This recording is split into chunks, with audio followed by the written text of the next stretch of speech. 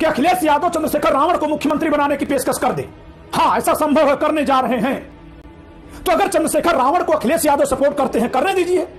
हम किसी मुसलमान को मुख्यमंत्री बनाएंगे, आखिर वो क्यों नहीं बनेगा?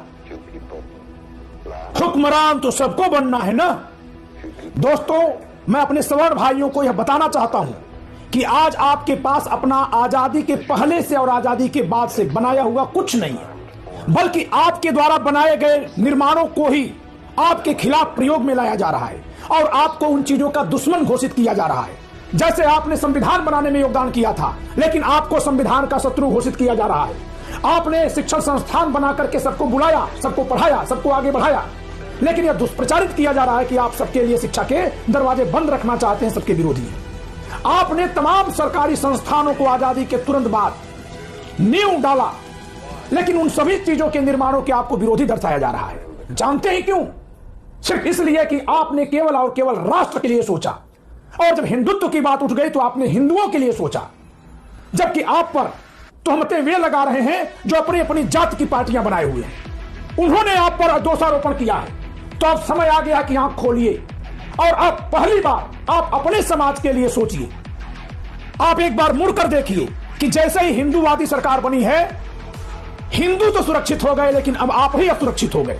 कोई भी नेता बोलने को तैयार नहीं है। आपके खिलाफ हमले कौन कर रहे हैं? जातिवादी पार्टियों के प्रवक्ता। लेकिन आप जिनको हिंदूवादी समझते थे, उन्हीं के कानूनों पर जब वे प्रवक्ता आपकी शिकायतें गिना रहे हैं, आप पर तोहमतें लगा रहे हैं, आपको अपराधी ठहरा रहे हैं, तो जिनको आप हिंदूवादी नेता कह करके अपना संरक्षक समझ करके वोट दिए थे, उनके लिए नारे लगाए थे, वे गायब हो गए हैं। आज देखिए फिर यहां एक गलती हो रही है। लोग सोच रहे थे यूसीसी आएगा, लेकिन महामानव यूजीसी लेकर आए। आपकी ये सोच गलत है। आपसे कौन कह रहा है कि आप यूसीसी की मांग करिए? क्या जरूरत है इसकी मांग करने की? आप ही ठेका लिए हैं, आप ही को पड़ी थी सबको समानता पर लाने की। कौन आपके लिए समानता की बात सोच रहा है? आज हमारी मांग क्या है दोस्तों? इतनी ही बार तो है कि जब आप कैंपस में भेदभाव को हटाना चाहते हैं, तो हमारे लिए भी जो भेदभाव की बातें हो रही हैं उनको भी भेदभाव मान लीजिए। यही तो हम कह रहे हैं, लेकिन नहीं सुना जा रहा है। आपने शिक्षण संस्थान बनाए तो आपने सबको बुलाया। जो समाज पढ़ाई में, शिक्षा में आगे नहीं था, वो शिक्षित नहीं होना चाहता था, आपने फ्री में उसको बुलाया, खाना देकर बुलाया, वजीफा देकर बुलाया। लेकिन जब वो आगे बढ़ा है तो वह कहता है कि ये भेदभावकारी है, इन्होंने हमको आगे बढ़ने नहीं दिया। दूसरी तरफ यहां आप हिंदू बनकर यूसीसी की मांग किए, कल मुसलमान भी उठेंगे, सिख भी उठेंगे और वो कहेंगे कि इन लोगों ने हमारे खिलाफ बात की थी। आप दूसरों के लिए बात मत करिए, आप अपने लिए अब बात सोचिए और करिए। क्यों? क्योंकि इस समय आप सबसे ज्यादा असुरक्षित हैं, सबसे ज्यादा कमजोर आप हैं। लेकिन ध्यान रखिएगा, आपको ये सरकारें कमजोर भले बना दें, आपके मनोबल ऊंचे हैं, आपकी सोच ऊंची है, आप समग्रता की भावना से सोचने वाले समाज हैं। और इसलिए जब आप अपने लिए सोचेंगे तो चाहे कितना भी अपने लिए सोचेंगे, लेकिन समग्रता की बात उसमें आएगी ही आएगी। इसलिए आप चिंतित मत होइए कि समग्रता की सोच आप छोड़ रहे हैं, वो नहीं छोड़ सकते आप, वो आपके साथ चलेगी, उसको लेकर चलना होगा। लेकिन लेकिन लेकिन आपको अपने लिए सारे विकल्प खोल कर रखने हैं। मैं तो कहता हूं कि जो लोग कह रहे हैं कि एससी एसटी ओबीसी सब एक हो गए, तो अगर सब एक हो गए, नरेंद्र मोदी सरकार के एक फैसले से अगर सब एक हो गए, तो सारी पार्टियों का विलय करो, भाजपा में सब लोग विलय कर लो, या भाजपा सहित सभी पार्टियों को मिलाकर एक पार्टी बना लो। हम सवर्णों की कोई पार्टी नहीं, न भाजपा हमारी पार्टी, न कांग्रेस हमारी पार्टी, और किसी पार्टी को तो हमारी पार्टी के तौर पर कहा भी नहीं जाता। तो हमने जैसे संविधान बनाए, लेकिन हम ही संविधान के शत्रु, हमने ये पार्टियां खड़ी की, हम ही इन पार्टियों के दुश्मन, हमने शिक्षण संस्थान बनाए, हम ही संस्थानों के दुश्मन, हमने समानता की बात की, हम ही समानता के दुश्मन। तो गलती आपने क्या की है? आपने अपने लिए कोई बात नहीं की है। जो कंचना यादव गला फाड़ फाड़ करके बोल रही हैं कि हां सवर्ण लोग अन्याय करते हैं, मैं इनसे पूछता हूं कि चलिए इनके कार्यालय में, जो आरजेडी का कार्यालय है या जो उत्तर प्रदेश में समाजवादी पार्टी का कार्यालय है, जरा देखिए वहां कि वहां जो सुरक्षा गार्ड हैं, वहां जो अखिलेश यादव तक पहुंचाने वाले लोग हैं, वो किस जात के हैं। जरा देखिए उसमें कितने आज के चमार जात के लोग हैं, पता लगाइए। भेदभाव हम कर रहे हैं तो ठीक है, अभी हमें किसी की आलोचना नहीं करनी है, मैं एक तथ्य दिखाने के लिए बात कर रहा हूं, बल्कि आपको यह सारा परिदृश्य समग्रता में विशिष्टता की निगाहों से देखना है। समग्रता में, लेकिन विशिष्टता की निगाहों से। 1990 से आप किसी न किसी को सत्ता में लाने का काम कर रहे हैं, खुद अपने लिए आप सत्ता में आने की बात तक नहीं करते, सोचते तक नहीं।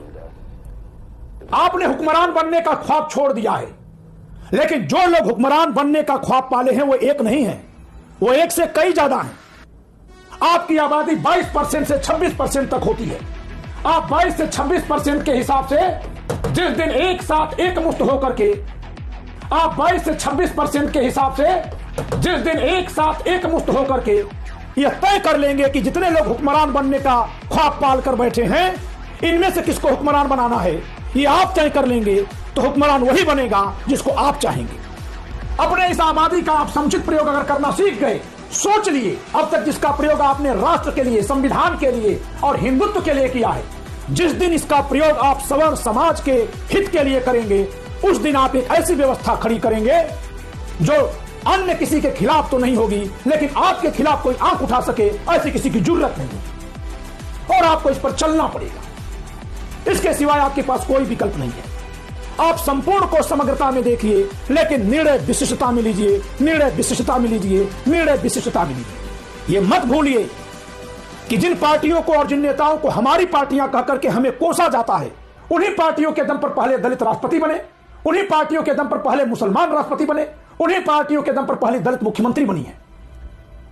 बनाने दीजिए ओबीसी समाज के लोगों को किसी दलित को मुख्यमंत्री। ऐसा संभव है कि अखिलेश यादव चंद्रशेखर रावण को मुख्यमंत्री बनाने की पेशकश कर दे। हां, ऐसा संभव है, करने जा रहे हैं। तो अगर चंद्रशेखर रावण को अखिलेश यादव सपोर्ट करते हैं, करने दीजिए। हम किसी मुसलमान को मुख्यमंत्री बनाएंगे, आखिर वो क्यों नहीं बनेगा?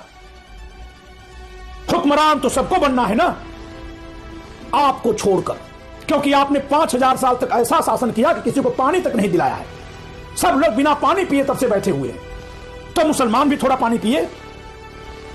इसलिए मैं कह रहा हूं कि समग्रता में देखिए, किसी के लिए दुश्मनी का भाव मत रखिए, अपने लिए सोचिए और विशिष्टता में निर्णय लीजिए। यही आपका फार्मूला है, और यही आपको सुरक्षित करेगा, यही आपको समृद्ध करेगा, और यही आपके सम्मानपूर्ण जीवन की वापसी का रास्ता प्रशस्त करेगा। आपसे बहुत सारी चूकें हुई हैं, अब उनको सोचिए। जिस समय सूअर को जनेऊ पहना करके हमारी आस्था को, हमारे धर्म को, हमारी जात को कलंकित और अपमान